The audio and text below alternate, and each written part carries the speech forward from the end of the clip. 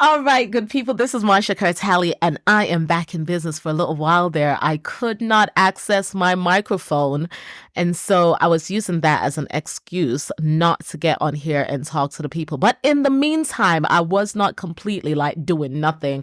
I was actually quite productive and got a lot done. In this first quarter of the year, I decided I was definitely focused on increasing my visibility across all the platforms and just developing like my networking skills and all of those kinds of things. So I was working on that too. In addition to that, I have heard you.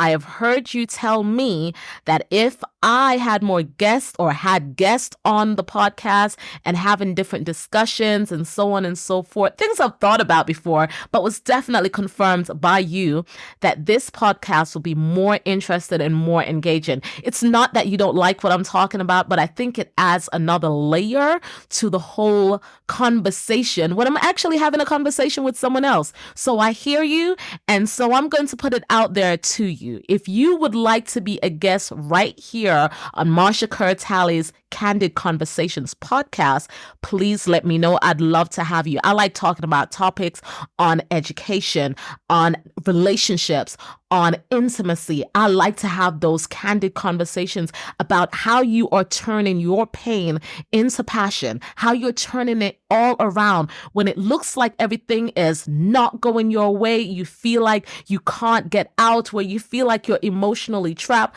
like life is just going the way that you do not want it to go. What do you do? I want to hear from you. How are you turning your disappointments into opportunities where you're saying, you know what? This happened to me. Let me turn that into a best-selling book like I did with Healing from Emotional Traumas. So I want to hear from you. I'm very interested in hearing your story, and I definitely want to develop this podcast. I know there are tons of podcasts out there, but there's definitely only one of me and there's only one of you. So let me hear from you, and we will talk soon.